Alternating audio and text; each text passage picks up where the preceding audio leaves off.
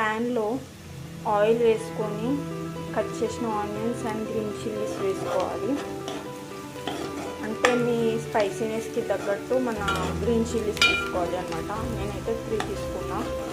ఇప్పుడు అది చూపించా కదా ఫ్రెష్ మీట్, అది కట్ చేసి మనం వేసుకున్నాం దీంట్లో బౌల్లో. ఇలా వేసేసుకున్నాను. దీన్ని ఒక 20 minutes కుక్ చేయాలన్నమాట. దీనిపైన రాసింది. ఓకే, 20 minutes అలా కుక్ చేశాక దీనికోసి డైరెక్ట్ తినొచ్చు అనమాట. ప్యాన్ అది ఇది అన్నారు, బట్ నాకు నచ్చినట్టు నేను చేసుకున్నానండి. ఈ సింపులెస్ట్ వే టు కుక్ అనమాట.